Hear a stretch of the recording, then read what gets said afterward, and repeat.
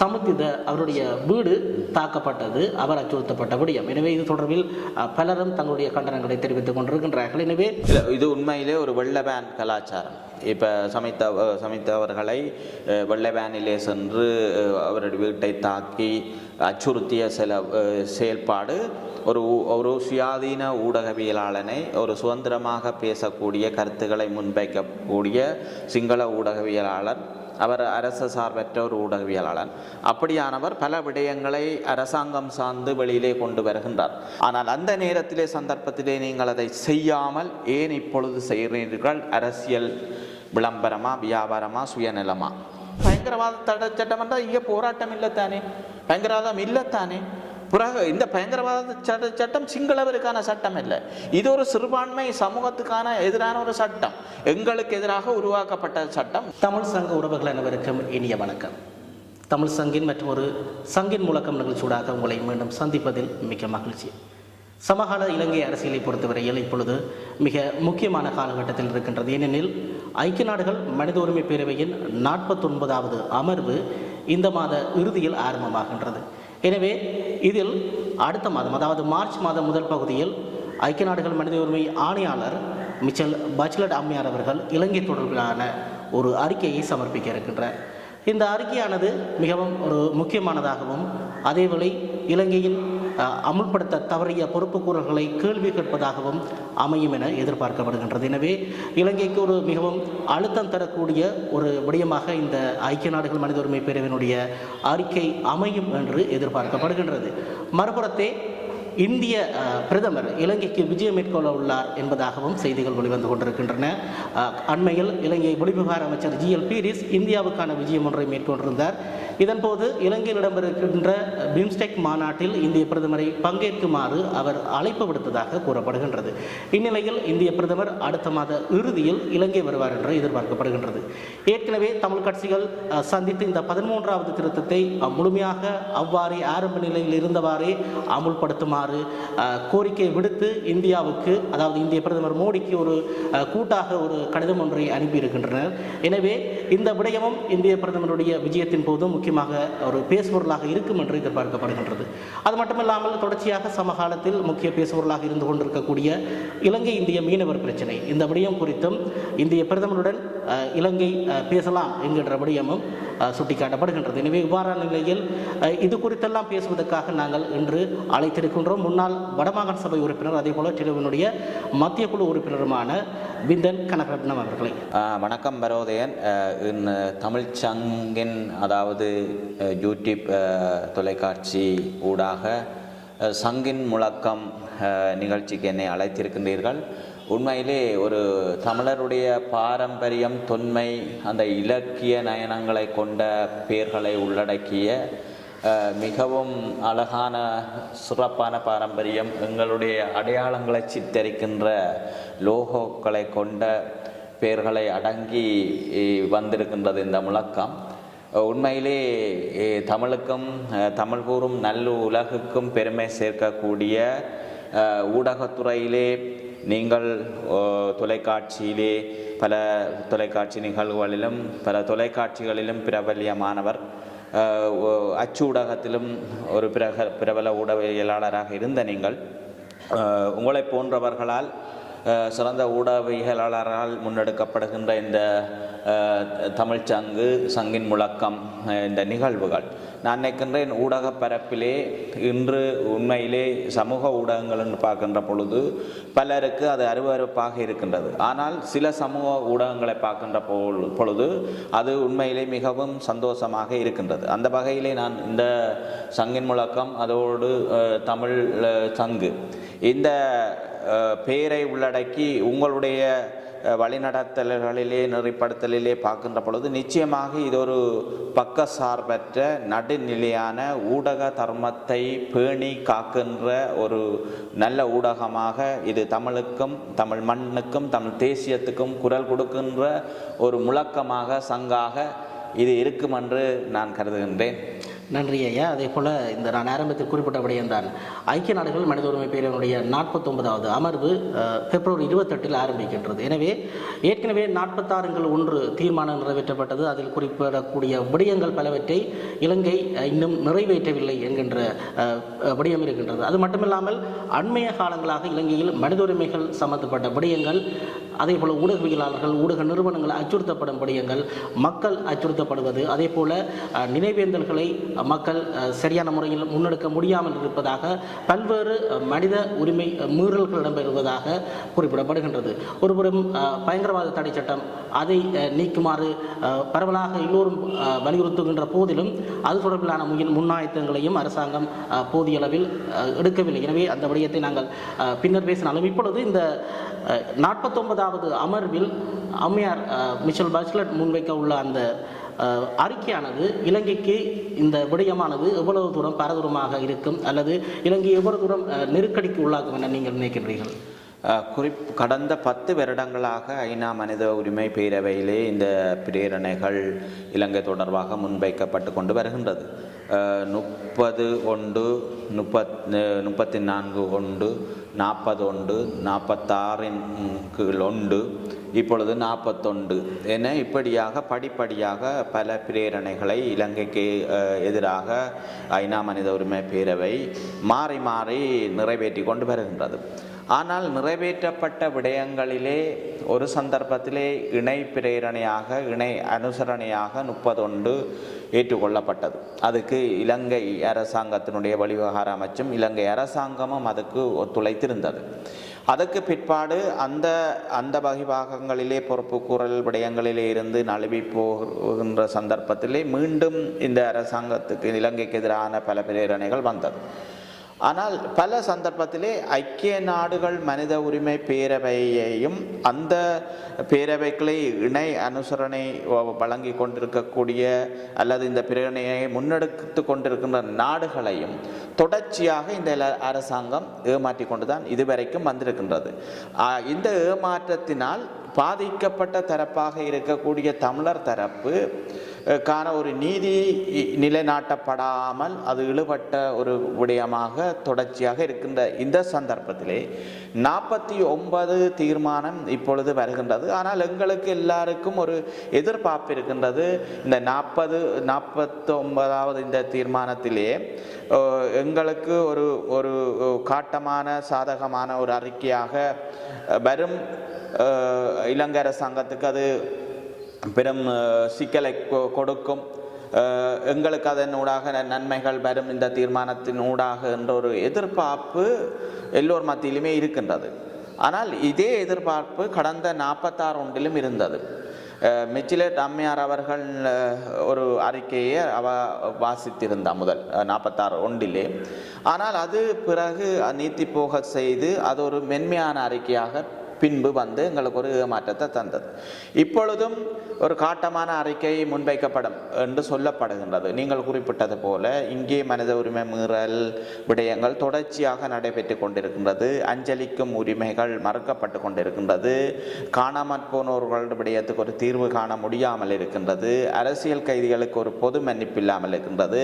காணாமல் போன உறவுகள் 1000 நாட்கள் தாண்டி வீதியிலே போராடி கொண்டு கண்ணீர் மல்கி கொண்டு இருக்கின்றார்கள். ஆனால் அரசாங்கத்தினுடைய நீதி அமைச்சோ சொல்லுகின்றது அவர்கள் எல்லாம் இறந்து விட்டார்கள் என்று. ஆனால் கையளிக்கப்பட்டவர்கள், எங்களால் கையளிக்கப்பட்ட 20,000 பேருக்கு என்ன நடந்தது என்றுதான் இந்த உறவுகள் கேட்டுக்கொண்டிருக்கின்றார்கள். யுத்தத்திலே இருதரப்பும் இறப்பது, கொல்லப்படுவது என்றது வேறுபடியாம். ஆனால் ஒலிபெருக்கி மூலம் எல்லோருமாக வந்து சரண்டர் பண்ணுங்க, நாங்கள் உங்களுக்கு உயிருக்கு உத்தரவாதம் தருகின்றோம், பாதுகாப்பு தருகின்றோம், புனர்வாழ்வு அளித்து விடுவிக்கின்றோம் என்ற உத்தரவாதங்களுக்கு அமைய பல்லாயிரக்கணக்கான பெற்றோர்கள் தங்களது பிள்ளைகளை அல்லது கணவன்மாரை, மனைவி, பிள்ளைகள் எல்லாம் சேர்ந்து கையளித்த நிகழ்வுகள் கண்கொண்ட சாட்சிகளாக வருவதையும் 20,000 பேரே இருக்கிறது. 20,000 பேரை கொடுத்தவர்கள் இன்றைக்கு நீதி கேட்கின்றார்கள் வீதியிலே நின்று. அந்த 20,000 பேரும் எங்கே என்று கேட்கின்ற பொழுது இவர்கள் இறந்து விட்டதாக இப்பொழுது கதை சொல்லுகின்றார்கள். இதை எந்த வகையில் எங்களுடைய மக்கள் ஏற்றுக்கொள்ளுவார்? அது எங்களுக்கு எந்த வகையிலே நீதியாக நியாயமாக வந்துவிட முடியும்? எனவே இந்த விடயத்திலே தான் ஐக்கிய நாடுகள் மனித உரிமை பேரவை என்பது தொடர்ச்சியாக இந்த பிரேரணையை நிறைவேற்றுவதை நோக்கமாக கொண்டு செயல்பட்டு கொண்டிருக்கின்றது. ஆனால் நாங்கள் இதை தொடர்ந்து வலியுறுத்துகின்றோம். எப்படி என்று சொன்னால், இந்த ஐநா மனித உரிமை பேரவை 12 வருடங்களாக நிறைவேற்றப்பட்ட இந்த தொடர் இலக்கங்களுக்குள்ளே இருக்கக்கூடிய பிரேரணைகள் அனைத்துமே இந்த அரசாங்கத்தால் நிறைவேற்றப்படாமல் கைவிடப்பட்ட நிலையிலே இது எங்களையும் சர்வதேசத்தையும் ஐநா மனித உரிமை பேரவையும் இந்த அரசாங்கம் தொடர்ச்சியாக ஏமாற்றிக் கொண்டு வருகின்றது. இந்த பின்னணியிலே மீண்டும் ஒரு பிரேரணை 41 காட்டமாக வரும். அதிலே இலங்கைக்கு கடுமையான அழுத்த பிரயோகங்களை கொடுக்கும். இதனூடாக ஒரு நீதி பொறிமுறைக்கான வாய்ப்பு இருக்குது என்றெல்லாம் ஒரு எண்ணப்பாடு, கருத்து உருவாக்கங்கள் பொது வழியிலும் சரி ஊடக பரப்பிலும் பேசப்படுகின்ற ஒரு விடயமாக இருக்கின்றது. ஆனாலும் எங்களை பொறுத்தவரையில் இந்த விடயத்தை உடனடியாக ஐக்கிய நாடுகள் மனித உரிமை பேரவை ஐக்கிய நாடுகள் பொதுச்சபைக்கு இதை சமர்ப்பிக்க வேண்டும். ஐக்கிய நாடுகள் பொதுச்சபை அதை ஐக்கிய நாடுகள் பாதுகாப்பு சபைக்கு சமர்ப்பிக்க வேண்டும்.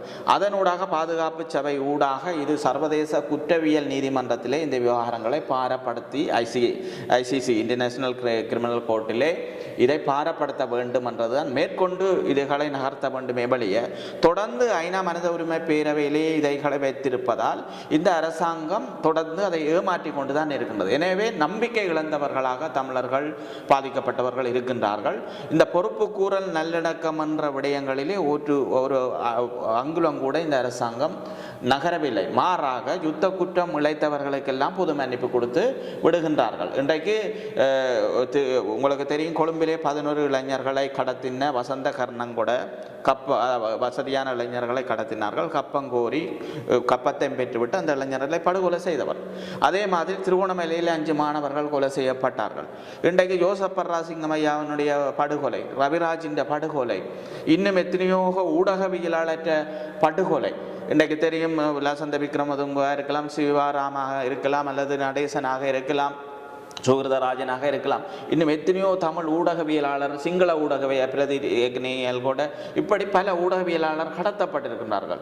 அவர்களுக்கு என்ன நடந்தது என்ற பொறுப்பு கூறலோ நீதியோ அல்லது ஒரு நீதியான விசாரணையோ உண்மையை கண்டறிவதோ குற்றவாளிகளை கைது செய்வதோ தண்டனை வழங்குவதோ இந்த நாட்டில் இல்லை. மாறாக கைது செய்யப்பட்டவர்கள் நீதிமன்றத்திலே வழக்கை எதிர்கொண்டவர்கள் எல்லாம் இன்றைக்கு பொது மன்னிப்பு என்ற அடிப்படையிலே விடுபட்டு கொண்டிருக்கின்ற சூழ்நிலையிலே இந்த நாட்டிலே நாங்கள் எப்படி உள்ளக பொறிமுறையை நாங்கள் ஏற்றுக்கொள்ள முடியும்? உள்ளக விசாரணையை நாங்கள் எப்படி அங்கீகரிக்க முடியும்? எனவே தான் நாங்கள் ஐநா மனித உரிமை பேரவையிடம் வேண்டி நிற்கின்றோம். உடனடியாக நீங்கள் ஐநா பொதுச்சபைக்கு இதை பாரம்படுத்த வேண்டும்.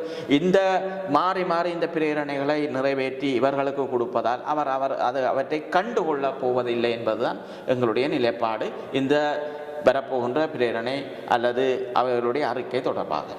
அதே போல் இந்த அரசாங்கத்தினுடைய தலைமை அமைச்சராக இருக்கலாம் அல்லது அரசாங்க வெளிவிவகார அமைச்சராக இருக்கலாம், ஐநா மனித உரிமைகள் ஆணைக்குழுவினுடைய இந்த கூட்டத்தொடர் குறித்து பெரிதாக இப்பொழுது அவர்கள் பேசிக்கொள்ளாவிட்டாலும் எவ்வாறு ராஜதந்திர ரீதியில் இதனை அணுகுவது அல்லது எவ்வாறு முறியடிப்பது சவாலை என்பது குறித்து தான் அவர்கள் திட்டமிட்டு கொண்டிருக்கின்றார்கள். மறுபுறத்தே அரசாங்கத்தில் அங்கம் வகிக்கக்கூடிய பங்காளி கட்சிகளின் தலைவர்களாக இருக்கலாம் அல்லது அரசாங்கத்தில் இருக்கக்கூடிய முக்கியமான தலைவர்களாக இருக்கலாம், அமைச்சர்களாக இருக்கலாம், ஐநாவுக்கு நாங்கள் அடிபணிய மாட்டோம் அல்லது மனித உரிமைகள் ஆணைக்குழுவுக்கு நாங்கள் அடிபணிய மாட்டோம் என்கின்ற தோரணையில் தான் அவர்களுடைய செயற்பாடுகளும் அதே போல் அவர்களுடைய கருத்துக்களும் அமைந்து கொண்டிருக்கின்றது.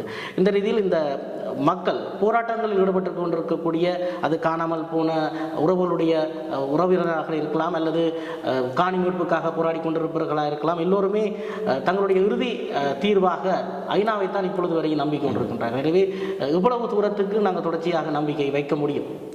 இல்லை, இது உண்மையிலே என்னென்று சொன்னால், ஒரு பக்கத்திலே இந்த அரசாங்கம் தங்களை கட்டுப்படுத்த, அதாவது ஐக்கிய நாடுகள் மனித உரிமை பேரவை தங்கள் மீது எந்த தீர்மானத்தையும் திணிக்க முடியாது அல்லது கட்டுப்பாடுகளை விதிக்க முடியாது என்று இந்த அரசாங்கம் ஒரு பக்கம் சொல்லிக்கொண்டிருந்தது.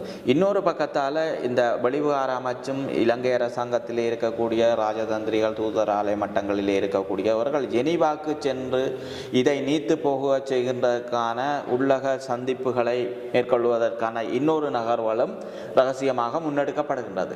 அதே நேரத்தில் நாங்கள் உள்ளக பொறிமுறையிலே இந்த விடயங்களை பார்ப்போம், வெளியாக தலையீடு தேவையில்லை என்றும் சொல்லிக் கொண்டிருக்கின்றார்கள். எங்களை பொறுத்தவரையிலே நிச்சயமாக இந்த அரசாங்கம் எங்களுக்கு ஒரு உள்ளக பொறிமுறை மூலம் ஒரு தீர்வை தரப்போறதும் இல்லை, இதுக்கு ஒரு நீதியான விசாரணையை நிலைநாட்ட போறதும் இல்லை. மீண்டும் நாங்கள் சொல்லக்கூடியது என்னென்னு சொன்னால், இந்த அரசாங்கம் திருப்பியும் ஜெனீவாவை ஐநா மனித உரிமை பேரவையை ஏமாற்றத்தான் போகின்றது. எனவே இந்த விவகாரத்தை தொடர்ந்து ஐநா மனித உரிமை பேரவையிலே தீர்மானங்களாக நிறைவேற்றி அவற்றை அரசாங்கத்துக்கு தெரிவிப்பதை விடுத்து உடனடியாக இதை ஐநா பொதுச்சபைக்கு சமர்ப்பிக்க வேண்டும் என்றுதான் எங்களுடைய பாதிக்கப்பட்ட மக்களுடைய விருப்பங்களாகவும் கோரிக்கைகளாகவும் இருக்கின்றது. 2005 முதல் 2015 வரை அந்த 10 ஆண்டு காலமும் மிக மிக முக்கியமானது இலங்கையை பொறுத்தவரை. ஏனெனில் இறுதி யுத்தம் இடம்பெற்ற காலப்பகுதி, அதன் பின்பதாகவும் அது தொடர்பிலான யுத்தம் முடிவிட்ட பின்பதாகவும் அடக்குமுறைகள் அந்த குறித்த காலப்பகுதியில் தொடர்ந்த வண்ணமே இருந்தது. குறித்த அந்த 10 ஆண்டு காலப்பகுதி என்பது மஹிந்த ராஜபக்ஷ ஜனாதிபதியாக இருந்த காலப்பகுதி. எனவே அந்த குறித்த காலப்பகுதியில் அதிக அளவில் ஊடகவியலாளர்களும் ஊடக நிறுவனங்களும் பாதிக்கப்பட்ட சம்பவங்கள் கூட இருக்கின்றது. இப்பொழுது அண்மையில் இடம்பெற்ற ஒரு நிகழ்வாக பார்க்கப்படுகின்றது.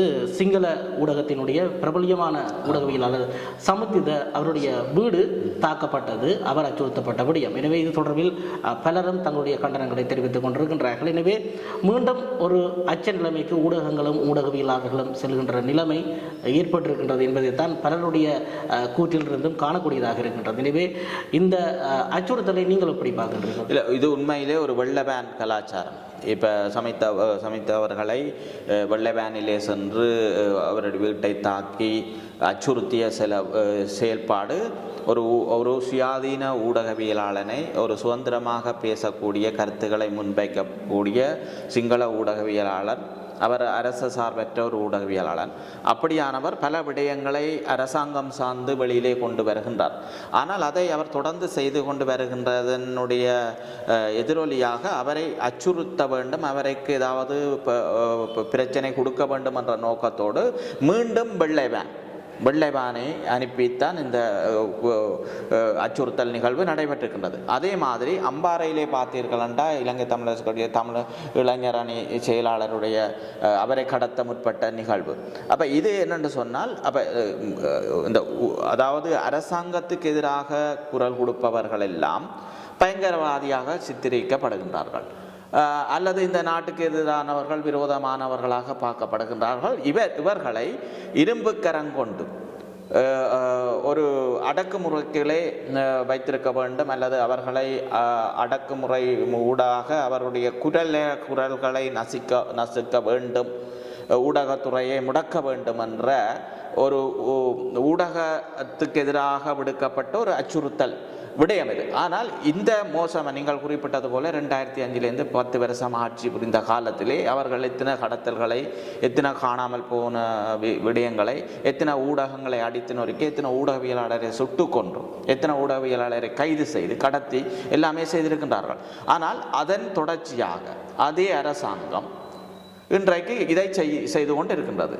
இன்றைக்கு இந்த இது ஒரு மோசமான ஒரு ஜனநாயக மீறலும், ஒரு கருத்து சுதந்திரத்தை அல்லது உரிமையை பறிக்கின்ற செயல்பாடும் தான் இது என்று பார்க்க வேண்டியிருக்கிறது. எனவே இவற்றுக்கெல்லாம் முற்றுப்புள்ளி வைக்க வேண்டும் என்று சொன்னால் சர்வதேச நாடுகள், ஐநா மனித உரிமை பேரவையாக இருக்கலாம், அல்லது ஐக்கிய நாடுகள் சபையாக இருக்கலாம், அல்லது அமெரிக்காவாக இருக்கலாம், பிரித்தானியாவாக இருக்கலாம், ஐரோப்பிய யூனியனாக இருக்கலாம், இந்தியாவாக இருக்கலாம், இந்த நாடுகள் எல்லாம் இந்த நாட்டிலே ஒரு ஜனநாயகம் நிலவ வேண்டும், கருத்து சுதந்திரம் இருக்க வேண்டும், நீதி பொறுமுறை நிலைநாட்டப்பட வேண்டும், பாதிக்கப்பட்டவர்களுக்கு நீதி வழங்க வேண்டும், குற்றமிழைத்தவருக்கு தண்டிக்கப்பட வேண்டும் குற்றமிழைத்தவர்கள், இப்படியாக பல கருத்துக்களை அவர்கள் சொல்லிக் கொண்டு வருகின்றார்கள். ஆனால் இவர்களும் இதை ஐநா மனித உரிமை சர்வதேச மன்னிப்பு சபையாக இருக்கலாம், இன்னும் மனித உரிமை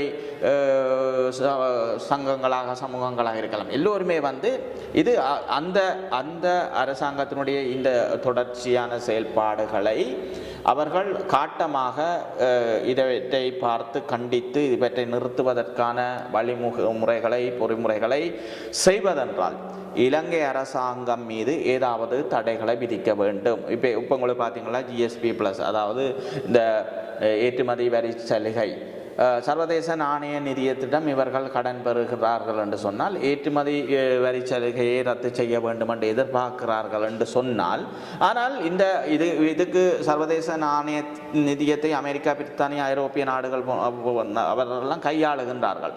ஆனால் அவர்கள் இந்த வரி சலுகையை நாங்கள் தருகின்றோம் அல்லது உங்களுக்கு நிதி கடனை வழங்குகின்றோம் என்றால், முதலாவது இந்த நாட்டிலே ஒரு அரச நிர்வாகம் ஒரு சரியாக இருக்கின்றதா? இந்த சரியாக இருந்தால்தானே அந்த நாடு முன்னேறும். ஒரு நாட்டிலே இறமை இருக்க வேண்டும், பாதுகாப்பு இருக்க வேண்டும், பேச்சு சுதந்திரம் இருக்க வேண்டும், கருத்து சுதந்திரம் இருக்க வேண்டும், அவரவர்களுடைய தங்களுடைய மொழிகளை கலாச்சார பண்பாட்டு விழுமியங்களை கடைப்பிடிப்பதற்கு நடைமுறைப்படுத்துவதற்கான உரிமைகள் இருக்க வேண்டும். ஆனால் இங்கே மாறாக எல்லாமே அடக்கி ஒடுக்கப்பட்டு அச்சுறுத்தப்பட்டு கொண்டிருக்கிற சூழ்நிலையிலே எப்படி இந்த வெளிநாடுகள் உதவிகளை கொடுக்க போகின்றார்கள்? எப்படி இந்த நாடு முன்னேறப் போகின்றது? தொடர்ச்சியாக அடக்குமுறைகளும் அடிமத்தனத்துகளும் வச்சிருந்தால் நிச்சயமாக இந்த நாடு இன்னும் பின்னோக்கி நகர்ந்து கொண்டே இருக்கும். அதைத்தான் இந்த அரசாங்கம் செய்ய வலிக்கின்றது. எனவே இந்த ஊடகவியலாளருடைய விடயத்திலும் சரி, சாதாரண பொதுமக்கள் விடயத்திலும் சரி, நீங்கள் முதல் குறிப்பிட்டது போல இன்று யுத்தம் நிறைவுற்று 12 வருடங்கள் ஆயிற்று. பயங்கரவாத தடை சட்டம் 1979 கொண்டு வரப்பட்டது. இன்றைக்கு 42 வருஷமாக இந்த பயங்கரவாத தடை சட்டம் இருந்தது. போர்க்காலத்திலே பயங்கரவாத தடை சட்டம் அவர்களுக்கு ஒரு தேவையான சட்டமாக இருந்திருக்கலாம். இன்று போர் முடிந்து 12 வருடங்கள் முடிந்த பிற்பாடு பயங்கரவாத தடை சட்டம் என்றது இவ்வளவு மோசமான ஒரு தடை சட்டம். விசாரணை என்று வருடக்கணக்கிலே தடுத்து வைத்திருக்கலாம். ஒருவரை வெளிப்படுத்தாமல் உறவினர்களுக்கு தெரியப்படுத்தாமல் இருக்கலாம், அல்லது அந்த சட்டத்தின் கீழே ஒருவரை சுட்டு தள்ளலாம். இப்படியாக பல அதிகாரங்களை கொண்ட அந்த பயங்கரவாத தடை சட்டம் இப்பொழுது என்னத்திற்கு? அப்ப இதெல்லாம் சர்வதேச சமூகங்கள் இந்த பயங்கரவாத தடை சட்டத்தை நீக்குங்கள். ஐநா மனித உரிமை பேரவையாக இருக்கலாம், ஐநா ஐக்கிய நாடுகள் சபையாக இருக்கலாம், அல்ல இந்த உதவி வழங்கும் நாடுகளாக சர்வதேச நாணய நிதியமோ அல்லது ஐரோப்பிய யூனியமோ, இந்த நாடுகள் எல்லாம் பயங்கரவாத தடை சட்டத்தை நீக்குங்கள் என்று சொல்லுகின்ற பொழுது இவர்கள் என்ன சொல்லுகின்றார்கள்? பயங்கரவாத தடை சட்டத்திலே நாங்கள் புதிய மாற்றங்களை கொண்டு வந்து, ஆனால் அதிலே நாங்கள் திருத்தங்களை கொண்டு வந்து நாங்கள் அதை ஒரு பாரதூரமான சட்டம் இல்லாத ஒரு மென்மையான சட்டமாக கொண்டு வரும். ஆனால் அப்படி அல்ல. இங்கே மோசமான சட்டமாகத்தான் அதை திருப்பியும் பாராளுமன்றத்திலே சமர்ப்பித்திருக்கின்றார்கள். ஒரு சில விடயத்தை, அதாவது ஒருவர் கைது செய்யப்பட்டால் நீதிபதி சென்று பார்க்கலாம். இதுவரை முந்தியும் இருந்ததுதான். இப்ப நீதிபதி பார்ப்பதால் என்ன நடக்கப் போகின்றது? அல்லது ஒருவருக்கு பாதிக்கப்பட்டிருந்தால், துன்புறுத்தப்பட்டிருந்தால் அது மருத்துவ பரிசோதனைக்கு உட்படுத்தலாம் என்றெல்லாம் இப்பொழுது புகுத்தி இருக்கின்றார்கள். என்றாலும் அந்த பயங்கரவாத தடை சட்டம் என்றால் இங்கே போராட்டம் இல்லைத்தானே, பயங்கரவாதம் இல்லைத்தானே. பிறகு இந்த பயங்கரவாத சட்டம் சிங்களவருக்கான சட்டம் இல்லை, இது ஒரு சிறுபான்மை சமூகத்துக்கான எதிரான ஒரு சட்டம், எங்களுக்கு எதிராக உருவாக்கப்பட்ட சட்டம். நீங்கள் குறிப்பிட்டது போல இந்த ஊடகவியலாளர் எங்களை போன்ற சிறுபான்மை சமூகத்தை அடக்கி ஒடுக்குவதற்காகவும் அடக்கி ஆள்வதற்காகவும் அடிமைப்படுத்துவதற்காகவும் நினைச்ச நேரம் கைது செய்வதற்காகவும் நினைச்ச நேரம் சித்திரவதை செய்வதற்காகவும் சிறையில் அடைப்பதற்காகவும் எங்கள் மீது பாய்ச்சப்படுகின்ற ஒரு காட்டுமிராண்டித்தனமான ஒரு மிக மோசமான அடக்குமுறையான இந்த சட்டம் இப்பொழுது இது தேவைதானா?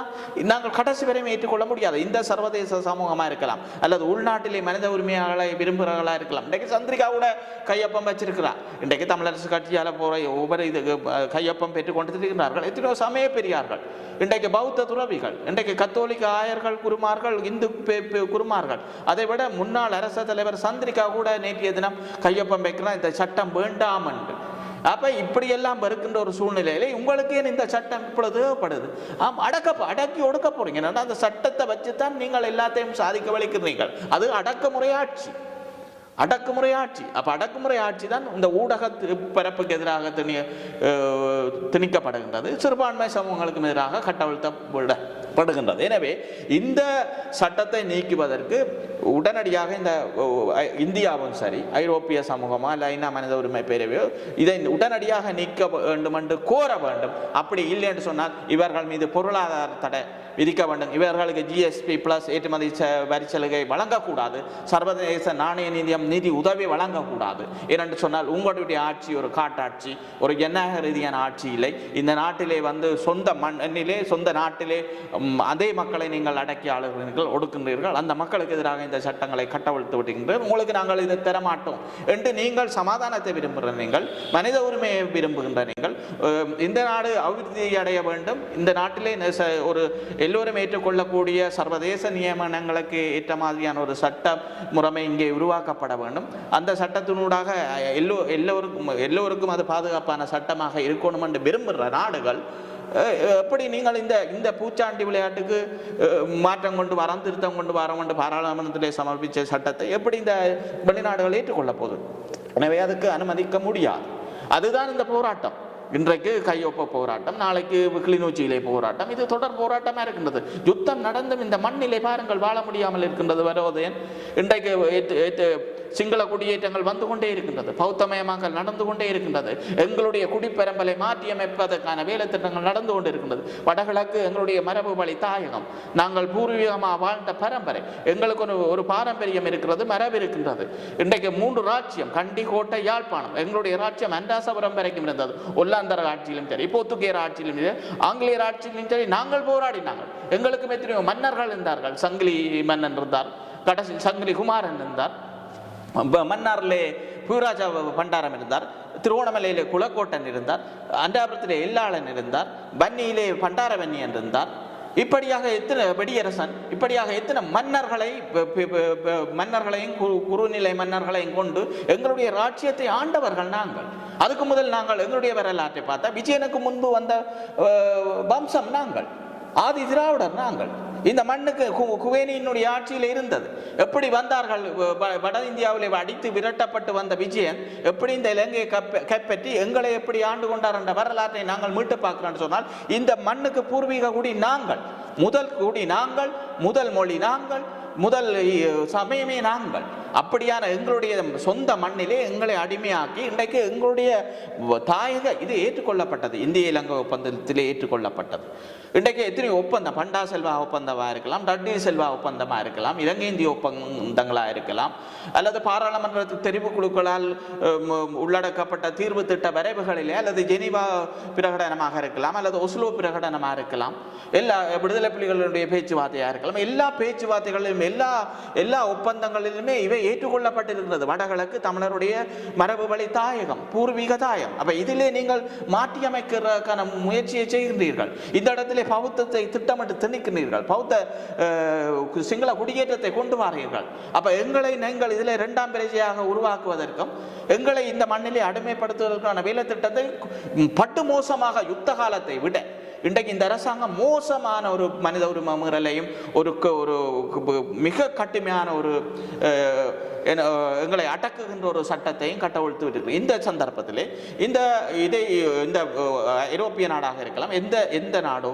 இந்த அரசாங்கத்துக்கு எதிராக பொருளாதார தடைகளை விதிக்க வேண்டும். இன்றைக்கு இவர்களுக்கு எதிராக பிரியாண தடைகளை போட வேண்டும். எனவே இதை செய்யவில்லை என்று சொன்னால் நிச்சயமாக வருவதை நாங்கள் இந்த மண்ணிலே அழிவதை தவிர எங்களுக்கு வேறு வழி இல்லை. இன்று இந்த பயங்கரவாத தடை சட்டத்தை முழுமையாக நீக்க சொல்லி அல்லது நீக்குமாறு கூறி பல்வேறு தரப்புகள் வலியுறுத்தி கொண்டிருந்தாலும் தமிழரசு கட்சியினுடைய வாலிபர் முன்னணி சார்பில் இப்பொழுது கையெழுத்து போராட்டங்கள் முன்னெடுக்கப்பட்டு கொண்டிருக்கின்றது. குறிப்பாக நீங்கள் ஏற்கனவே குறிப்பிட்டது போல முன்னாள் ஜனாதிபதி சந்திரிகா அம்மையார் கூட அதில் கையொப்பமிட்டிருக்கின்றார். முக்கியமாக இந்த விடயம் வாலிபர் முன்னணி முன்னெடுத்திருந்தாலும் தமிழ் தேசிய கூட்டமைப்புடைய பேச்சாளர் எம்.ஏ. சுமந்திரன் இந்த விடயத்தை முன்னின்று நடத்தி கொண்டிருக்கின்றார். அனைவருக்கும் தெரிந்த விடயம். அனைத்து இடங்களிலும் அந்த கையெழுத்திடும் நிகழ்வை அவர் நின்று நடத்தி கொண்டிருக்கின்றார். எனவே இந்த இடத்தில் இன்னும் ஒரு கேள்வி நேரடியாக எழுகின்றது, அல்லது கூட்டமைப்பு மீது வைக்கக்கூடிய விமர்சனமாகவும் இருக்கின்றது. நேரடியாக நீங்கள் தமிழ் தேசிய கூட்டமைப்பில் அங்கம் வகிக்கின்ற ரீதியில் சிலருடைய கட்சியாக இருந்தாலும் இந்த கேள்வி உங்களுக்கும் பொருத்தமானதாக இருக்கும். 2015 20 வரை ஏறக்குறைய இந்த மைத்திரி ரணில் 2015 முதல் 20 வரை இந்த குறிப்பிட்ட காலப்பகுதியில் நீங்கள் நீங்கள் அரசாங்கத்துடன் இருந்தபோது நீங்கள் ஒரு எதிர்க்கட்சியாக இருந்தாலும் ஒரு தார்மீக ஆதரவை அரசாங்கத்துடைய பல நடவடிக்கைகளுக்கு வழங்கி கொண்டிருந்த போது ஏன் இந்த பயங்கரவாத தடை சட்டத்தை முழுமையாக நீக்குவதற்கான நடவடிக்கைகள் எடுக்காமல் இப்பொழுது வெறும் வாக்கு அரசியலுக்காக அல்லது உங்களுடைய இருப்புக்காக இதை நீங்கள் முன்னெடுத்துக் கொண்டிருக்கின்றீர்கள் என்பதான விமர்சனம் இருக்கின்றது. எனவே இந்த தமிழரசு கட்சி முன்னெடுத்திருந்தாலும் அதற்கு டெலோவும் ஆதரவு வழங்கி கொண்டிருக்கின்றது. டெலோவினுடைய உறுப்பினர்கள் பல இடங்களில் முன்னுக்கு நின்று இந்த கையெழுத்தை சேகரிக்கும் நடவடிக்கைகளில் ஈடுபட்டுக் கொண்டிருக்கின்றார்கள். அதையும் காணக்கூடியதாக இருக்கின்றது. எனவே இந்த விமர்சனத்தை நீங்கள் எப்படி பார்க்கின்றீர்கள்? நிச்சயமாக வருவதையன் இது ஒரு உண்மையிலே ஒரு காட்டமான கேள்வி என்று சொல்வதை விட இது மிக அவசியமான ஒரு மிக முக்கியமான உள்கிடக்கைகளை வெளிக்கொண்டு வருகின்ற ஒரு ஆதங்கத்துக்குரிய கேள்வியாக இதை நான் பார்க்கின்றேன். நீங்கள் ஒரு ஊடகவியலாளன் என்று இருந்த ஒரு கேள்வியை கேட்கிறத விட இது தமிழ் மக்கள் சார்பிலே ஒரு குரலாக கேட்கிறதாக கூட நான் பார்க்கலாம். அப்படி அது நியாயமான கேள்வியாக பொருத்தமான கேள்வியாகவும் இது விளங்குகின்றது. 2010 15 20 வரைக்கும் நல்லாட்சி அரசாங்கம், அது மைத்திரி ரணில் கூட்டரசாங்கம், இதற்கு தமிழ் தேசிய கூட்டமைப்பு உடைய ஆதரவு பின்னணி இருந்தது. பாராளுமன்றத்திலே வரவு செலவு திட்டங்களாக இருக்கலாம் அல்லது வெவ்வேறு மக்கள் நாடு நலன் சார்ந்த திட்டங்களுக்கும் வாக்களித்து வந்த தமிழ் தேசிய கூட்டமைப்பு நல்லாட்சி அரசு கவிழுகின்ற சந்தர்ப்பங்கள் வருகின்ற பொழுது கூட அதை காப்பாற்றுகின்ற வல்லமை கொண்டிருந்த தமிழ் தேசிய கூட்டமைப்பு ஏன் அந்த காலத்திலே இந்த பயங்கரவாத தடை சட்டத்தை நீக்குவதற்கு முயற்சிக்கவில்லை? ஏன் அந்த காலத்திலே இந்த அரசியல் கைதிகளுக்கு பொது மன்னிப்பு கொடுக்க முற்படவில்லை, நிபந்தனைகளை விதிக்கவில்லை? அப்பொழுது வாய்ப்பிருந்தும் செய்யாமல் இப்பொழுது செய்வதன் நோக்கம் என்ன? பயங்கரவாத தடை சட்டத்தை நீக்குவதற்காக கையொப்பம் பெறும் நோக்கம் என்ன என்ற கேள்விகளுக்கே நியாயமான எண்ணங்கள் கருத்துக்கள் நிறைய இருக்கின்றது. அந்த வகையிலே நாங்கள் உண்மையை சொல்ல வேண்டும். என்னென்று சொன்னால் அது ஒரு மகா தவறு நடந்ததுன்றது உண்மை. 2015 இருந்து 2020 அந்த அரசாங்கத்தை காப்பாற்றுகிறதுக்கல்ல, அந்த ஆட்சி அமைக்கிறதற்கே தமிழ் தேசிய கூட்டமைப்பு தான் காரணமாக இருந்தது. அதனுடைய பங்களிப்பு பலமாக இருந்தது. அதைவிட சிறுபான்மை மக்களுடைய 6.5 லட்சம் வாக்குகளோடு மைத்திரி அரசாங்கம் வந்தது.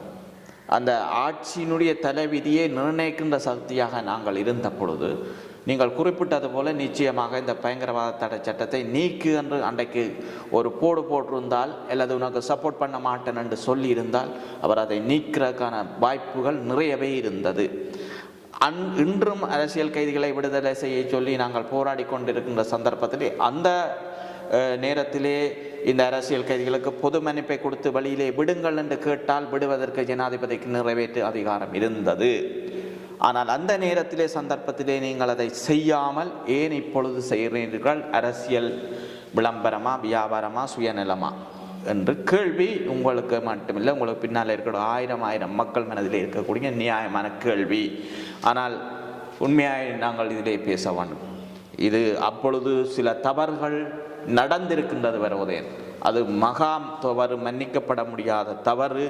நாங்கள் அதை எங்கடாக்கள் மேலோட்டமாக பேசினவர்கள் தான். ஆனால் அது போதாது.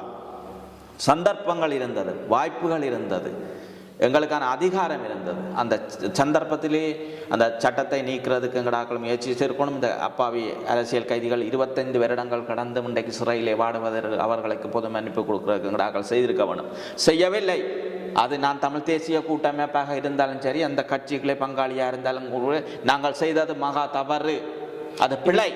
ஆனால் இதை இன்றைக்கு எங்கடாக்கள் செய்கிறது என்ற அரசியல் விளம்பரம் அல்லது இது ஒரு வியாபாரம் அல்ல ஒரு பிரபலியம் தேடுவதற்கான குற்றச்சாட்டுகளை நீங்கள் ஏற்றுக்கொள்ளத்தான் வேண்டும். இதே விடயம்தான். ஆனால் இந்த விடயம் நான் பிழை என்று சொல்ல வரவில்லை. ஆனால் அத்தகைய விமர்சனங்கள் வருகின்ற பொழுது நாங்கள் இதை ஏற்றுக்கொள்ளத்தான் வேண்டும். கட்டாயம் பெருமங்களை நோக்கி ஏனென்றால் நான் இந்த கையொப்பம் இடுவதையும் பயங்கரவாத தடை சட்டத்தை நீக்க வேண்டும் என்று கையொப்பம் பெறுவதை இட்டு நான் தவறென்று சொல்ல வரவில்லை. ஆனால் இதுக்கு பின்னாலே நீங்கள் குறிப்பிட்டது போல இதுக்குள்ள அரசியல் லாபம் இருக்கிறதா, சுயநலம் இருக்கிறதா, விளம்பரம் இருக்கிறதா என்ற மக்களுடைய நியாயமான எண்ணங்கள், கருத்துகள் அல்லது அவருடைய விமர்சனங்கள் வருகிற பொழுது அதையும் நாங்கள் ஏற்றுக்கொண்டுதான் இதுக்குள்ளே பயணிக்க வேண்டியவர்களாக இருக்கின்றோம். எப்படி இருந்தாலும் இந்த முயற்சியை நாங்கள் பிழையாகவும் பார்க்க முடியாது. தமிழரசு கட்சி, வாலிபர் முன்னணி இன்றைக்கு சுமந்திரன் அவர்கள் எல்லாம் முன்னின்று நடத்துகின்றார்கள், கையொப்பம் படுகின்றார்கள். ஆனால் வரவேற்கக்கூடிய விஷயம். ஆனால் காலங்கடந்த ஞானம்தான் என்றாலும் இதை நாங்கள் ஏற்றுக்கொள்ளுவோம். ஆனால் இது வெற்றி அளித்தால் ஒரு மிக மகிழ்ச்சியாக, ஒரு சந்தோஷமாக எங்களுடைய மக்களுக்கு இருக்கும். இதே போன்ற விமர்சனம் தான் இந்த இழுவை மடி தடை சட்டம்.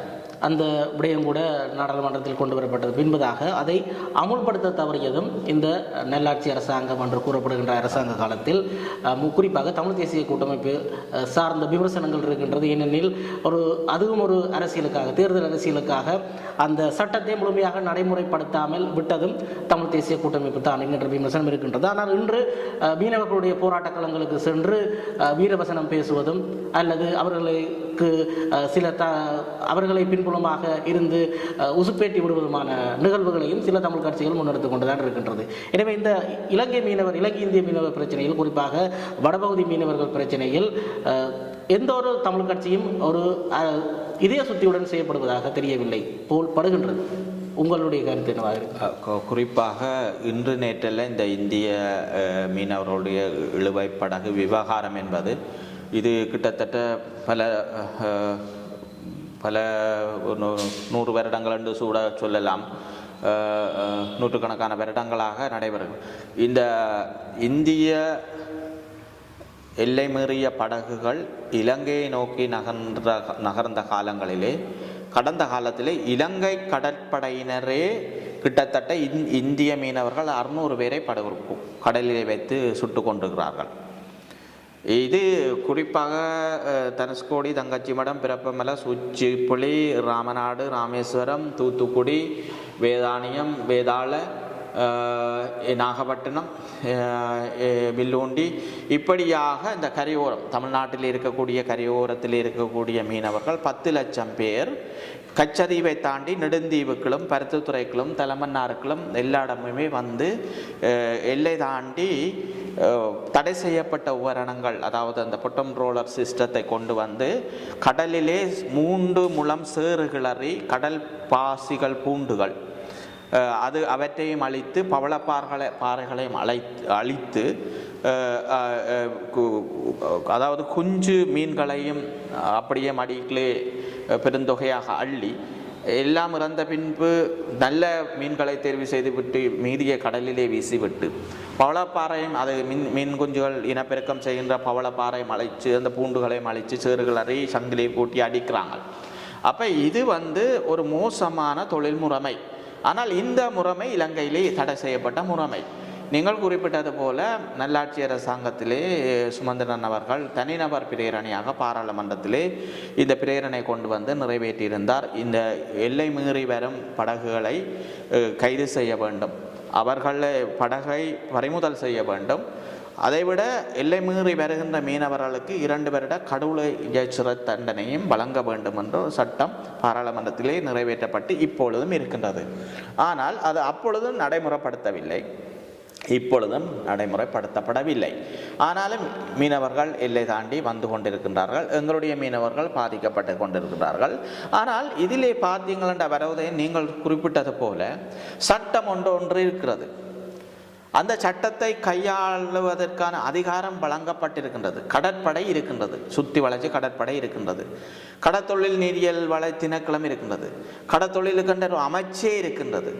அதுக்குள்ளே 1000 பணியாளர்கள் நிர்வாகிகள் வேலை செய்கின்றார்கள். சட்ட நீதி ஒழுங்கெல்லாம் பாதுகாப்பு எல்லாம் இருக்கின்ற சூழ்நிலையில் ஒரு சட்டத்தை இயற்றி பாராளுமன்றத்திலே வைத்துவிட்டு அவர்கள் வருகிறார்கள் என்று சொல்லி அவர்களுக்கு எதிராக போராடி இங்கே குழப்பங்களை விளைவித்து கொண்டு மக்களை ஏமாற்றி கொண்டு இருக்கின்றார்கள் இங்கே அரசியல்வாதிகள். அது சுமந்திரமனா இருக்கலாம், டாக்டர் சிவானந்தா இருக்கலாம். இந்த ரெண்டு பேரும் என்ன செய்திருக்கணும்? நீங்கள் சட்டத்தை பாராளுமன்றத்திலே நிறைவேற்றினதை அமல்படுத்துறதுக்கு திருப்பி ஒரு விசேட விவாதத்தை கோருங்களேன், அல்ல எழுத்து மூல சமர்ப்பணத்தை கொண்டு வாங்கலாம். என்னத்தை செய்தீங்கள்? சட்டம் ஒன்று அங்கே இயற்றப்பட்டிருக்குது, ஆனால் நடைமுறையில் இங்கே வேறொன்று இருக்கிறது. ஆனால் வேறொன்று நடந்து கொண்டிருக்கிறீர்கள. நீங்கள் சட்டத்தை இயற்ற வேண்டியவர்கள், அதை நடைமுறைப்படுத்த வேண்டியவர்கள், சட்டவாக்க சபையில் இருக்கிறவர்கள், அதிகாரம் கொண்டவர்கள். நீங்கள் அதை செய்யாமல் இங்கே வந்து மீனவர்களுடன் போராடி இரட்டை வடம் போடுவதில் என்ன அர்த்தம் இருக்கின்றது? எனவே இது ஒரு இவர்களுடைய ஒரு புலுடா விளையாட்டுன்னு தான் நாங்கள் சொல்ல வேண்டும். உண்மையிலே அப்பாவிகள் பாதிக்கப்படுகின்றார்கள். எங்களுடைய மீனவர்கள் இறக்கின்றார்கள், எங்களுடைய மீன் வளங்கள் அழிக்கப்படுகின்றது, எங்களுடைய மீனவர்களுக்கு தொழில் இல்லாமல் இருக்கின்றது. உண்மையிலே அவர்களுடைய வாழ்வாதாரத்திலே பேரடி விழுந்திருக்கின்றது. இதற்கெல்லாம் காரணம் இவர்கள் தான். எனவே இவர்கள் அதை பொறுப்பேற்று இனியாவது நீங்கள் குறிப்பிட்டது போல அந்த மீனவருடைய வாழ்க்கை தரத்திலே ஒளியேற்றுவதற்கு இனியாவது அவர்கள் சரியாக சிந்தித்து செயல்பட வேண்டும் என்றுதான் என்னுடைய. இந்த சட்டம் தொடர்பில் நாடாளுமன்றத்தில் ஒரு ஒத்திவைப்புகளை பிரேரணை ஒன்றை விவாதம் ஒன்றை கொண்டு வருவதற்கு தமிழ் தேசிய மக்கள் முன்னணி, அதாவது செல்வராஜா கஜேந்திரன் நாடாளுமன்ற உறுப்பினர் கோரி பின்னர் அந்த விவாதத்தை கைவிடுமாறு சபாநாயகரிடம் கோரியதான அந்த விடயம் கூட இப்பொழுது பேசுபொருளாக இருக்கின்றது.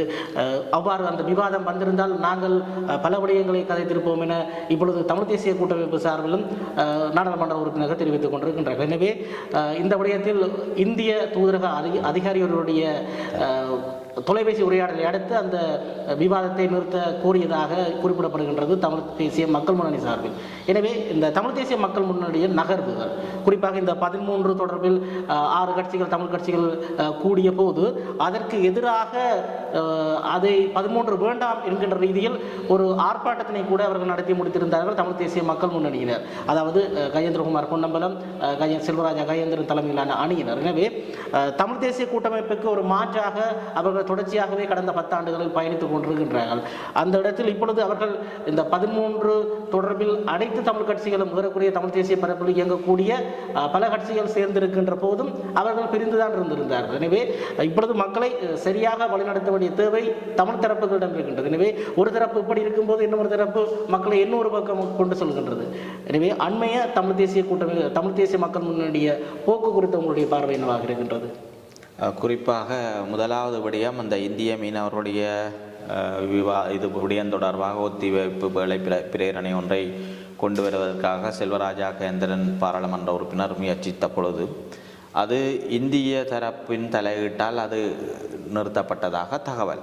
ஆனால் அவர் அந்த மீனவர்கள் மீது அக்கறை இருந்தால் அல்லது இந்த பிரேரணை ஒன்றை கொண்டு வந்து இதை நடைமுறைப்படுத்தி எங்களுடைய மக்களுக்கு ஒரு நல்ல விடயத்தை செய்ய வேண்டும் என்ற உண்மையான நோக்கம் இருந்திருந்தால் இதை நிறுத்த சொல்லுகின்ற பொழுது அதே இந்திய தரப்புக்கு இவர் சொல்லியிருக்க வேண்டும். நீங்கள் என்ன உத்தரவாதம் தாரீர்கள் என்று கேட்டிருக்க வேண்டும். அதை எப்போ நீங்கள் நடைமுறைப்படுத்த போகிறீர்கள்? இந்த உத்தரவாதத்தை பகிரங்கமாக நாங்கள் சொல்லலாமா? அப்படி நீங்கள் உத்தரவாதம் ஒன்று தரும் பட்சத்தில் அதை நாங்கள் பகிரங்கமாக சொல்லி இந்த பிரேரணையை நாங்கள் வாபஸ் பெறுகிறோம் பாராளுமன்றத்தில் என்று சொல்லியிருக்க வேண்டும். ஆனால் இவர் மீனவர்களுக்காக பிரேரணையை கொண்டு போனவர் இந்திய தரப்பு சொல்லிட்டார்கள்டாக்கா கைவிட்டாரண்டா அது உண்மையிலே அது ஒரு போலி நாடகமான ஒரு செயல்பாடாகத்தான் பார்க்க வேண்டியிருக்கின்றது. எனவே அவர்கள் அதிலே ஒரு 100% உண்மையாக இல்லை என்றுதான். ஏன்னா அவர்கள் மாற்று திட்டமாக ஒரு கோரிக்கையை வைத்திருக்கலாம். இந்திய தரப்பு தலையீடு தண்டா வருவதையும் உடனடியாக சொல்லிக்கலாமே. நீங்கள் இதுக்கு உத்தரவாதம் தாரீங்களா? இதை எல்லாம் முறை வராமல் பண்ணுறீங்களா?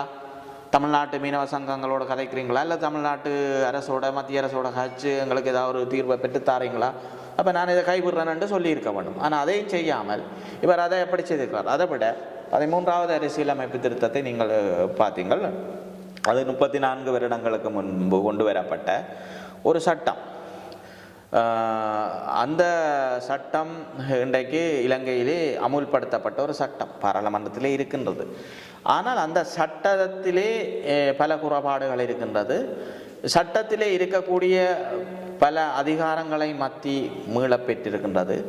சட்டத்திலே இருக்கக்கூடிய சில அதிகாரங்களை மாகாணங்களுக்கு பகிர்ந்தளித்து அதை அமல்படுத்த விடாமல் முட்டுக்கட்டை போட்டு தடுத்து கொண்டிருக்கிறது. இந்த பின்னணியிலே இந்த சட்டத்தை மட்டும் முழுமையாக 1987 இலங்கை இந்திய ஒப்பந்தத்துக்கு பிற்பாடு பாராளுமன்றத்திலே 1988 இது 13வது அரசியலமைப்பு சட்ட திருத்தமாக ஏற்றுக்கொள்ளப்பட்டு அங்கீகரிக்கப்பட்ட ஒரு சட்டத்தை நீங்கள் முழுமையாக அமுல்படுத்துங்கள் என்று தான் நாங்கள் கேட்டோம். இது சமஷ்டியோ சுயநிர்ணய உரிமையோ அல்லது எங்களுக்கான ஒரு தீர்வோ கிடையாது. அது அந்த சட்டம், அது ஏற்கனவே இருக்கின்ற ஒரு சட்டத்தை நீங்கள் முழுமையாக அமுல்படுத்த தாருங்கள் என்று கோரும் கடிதம். இதுதான் தமிழர் தரப்பார். அது பிறகு தமிழரசு கட்சி உள்ளே அதுக்கான விடயங்களை உள்ளடக்கியது என்பது வேறு விடயம்.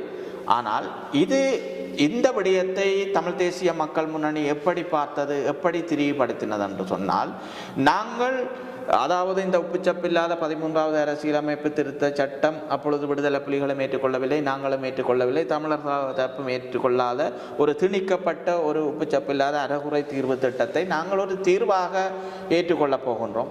இதுதான் சமஷ்டி என்றும் நாங்கள் காட்ட எண்ணுகின்றோம், அல்லது இது சுயநிர்ணயத்தை எல்லாம் கொண்டு வரும், இதுதான் இறுதி தீர்வாக இவர்கள் எண்ணுகின்றார்கள் என்ற மாதிரியான ஒரு தோற்றப்பாடுகளை, பிரமையை அல்லது ஒரு துண்டு பிரசுரங்களை, ஒரு பிரச்சாரங்களை தமிழ் தேசிய மக்கள் முன்னணி எங்களுக்கு எதிராக கட்டவிழ்த்து விட்டிருந்தது. அது மட்டுமில்லை, நாங்கள் ஒரு துரோகிகள், இந்தியாவுடைய கைக்கூலிகள், அப்படியாக கடுமையான விமர்சனங்கள் மக்களை திரட்டி ஒரு அளவான ஒரு போராட்டத்தை நடாத்தி இருக்கின்றது. ஆனால் தமிழ் தேசிய மக்கள் முன்னணி 13வது அரசியலமைப்பு திருத்தத்தை எதிர்க்கிறார்கள் என்றால், அந்த சட்டம் அவர்களுக்கு வேண்டாம் என்று சொன்னால், அதை முழுமையாக அமுல்படுத்த தர வேண்டாம் என்றதையும் யாரும் அதை செய்வதையும் தாங்கள் ஏற்றுக்கொள்ளவில்லை என்று சொன்னால், இதே 13வது அரசியலமைப்பு திருத்தத்துக்களே நாளைக்கு ஒரு மாகாண சபை தேர்தல் வந்தால், இதே 13வது அரசியலமைப்பு திருத்தத்துக்களே இருக்கக்கூடிய மாகாண உள்ளூராட்சி அமைச்சுக்களே இருக்கக்கூடிய பிரதேச சபை, நகர சபை, மாநகர சபை தேர்தல்கள் வந்தால்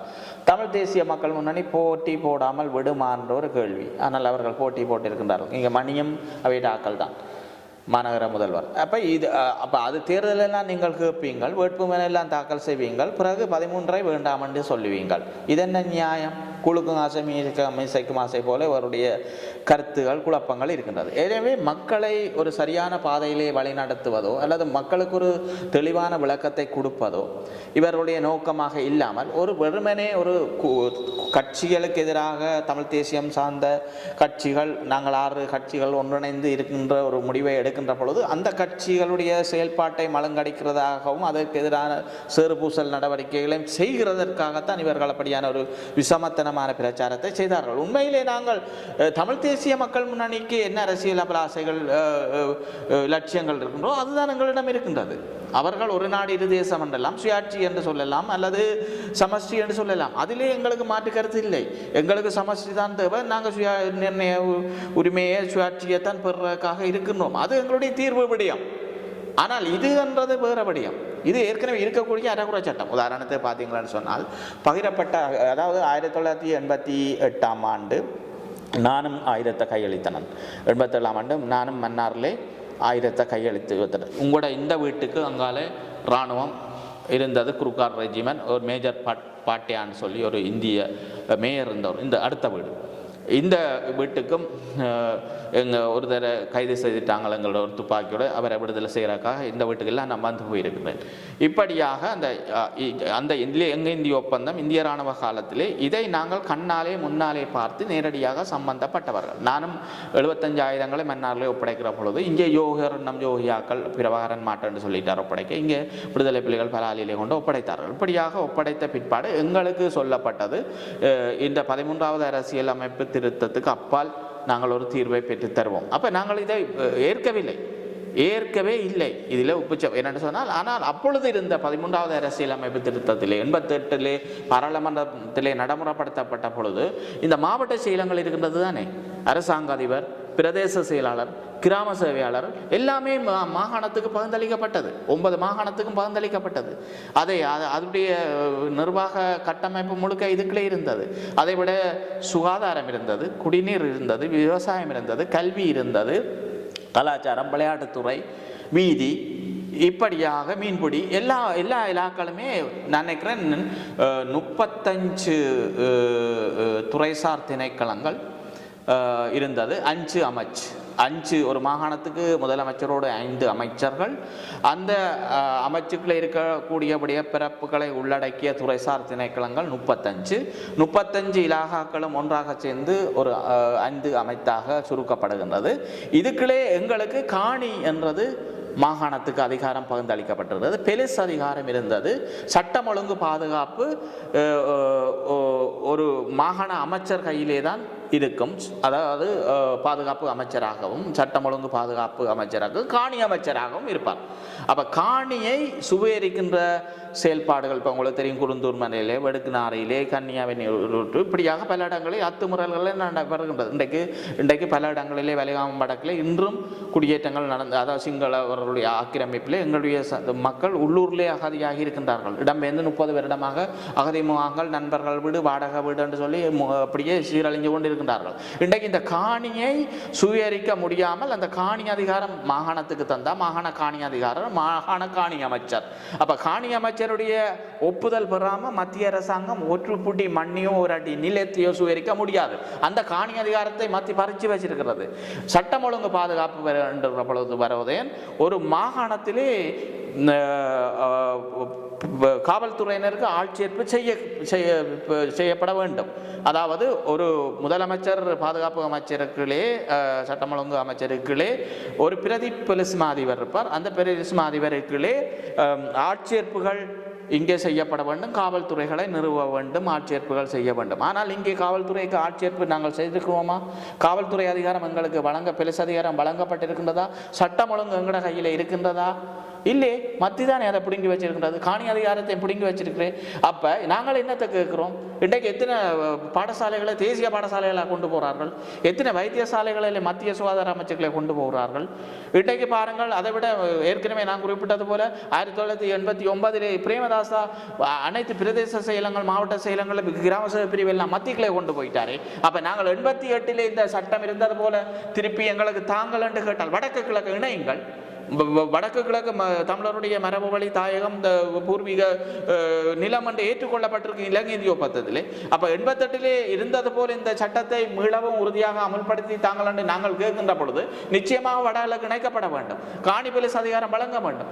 அப்போ சட்டம் ஒழுங்கு பாதுகாப்பு எங்கள்கிட்ட இருக்கும். காணி எங்களுடைய அதிகாரம் எங்கள்கிட்ட அத்துமுற முடியாது.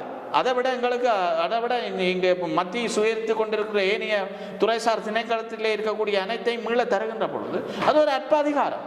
அதையாவது பாதுகாக்கலாம்.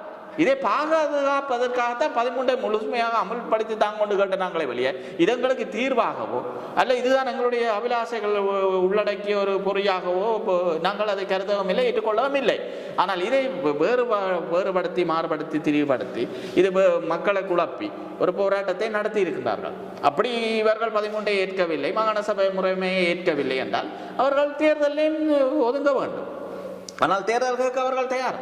இப்போ அவர்களுக்குள்ளே வேட்பாளர்கள் எல்லாம் நான் அணியா முதலமைச்சர் வேட்பாளர் என்றெல்லாம் போட்டி நடந்து கொண்டு இருக்கின்றது. அப்போ இதெல்லாம் என்ன ஒரு போலி வேஷமாகவும் போலி நாடகமாகவும் இவருடைய வழிநடத்தலாகவும் இருக்கின்றது.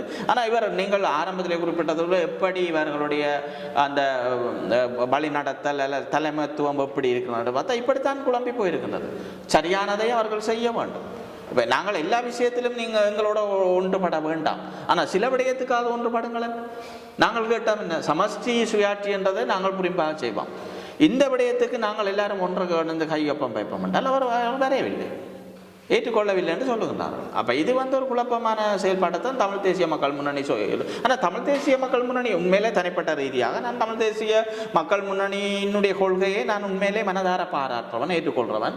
ஆனால் இப்படியான குளறுபடியான வேலைகள் செய்கின்ற பொழுது அவர்கள் மீது எங்களுக்கும் ஒரு வெறுப்பு வருகின்றது. ஆனால் அவர்கள் என்ன சொல்றது, ஒரு துரோகம் இழைக்கக்கூடியவர்களோ அல்லது என்ன சொல்றது ஒரு அநீதியான பாதையிலே செல்லக்கூடியவர்கள் இல்லை. அவர்கள்ட்ட நல்ல கொள்கைகள் இருக்கின்றது, லட்சியம் இருக்கின்றது, நல்ல திட்டங்கள் தீர்மானங்கள் எல்லாமே இருக்கின்றது. ஆனால் அப்படி எல்லாவற்றையும் வைத்துக்கொண்டு ஆனால் இப்படியான குளறுபடியான விடயங்களை செய்கின்ற பொழுது அது ஒரு குழப்பத்தையும் தமிழ் மக்களுக்கு ஒற்றுமை இல்லாத பிரச்சனையும் நாங்கள் கூறுபட்டு பிரிந்து வேறுபட்டு இனி இந்த 13 அமல்படுத்த மாட்டோம் என்று அரசாங்கம் சொல்லுது.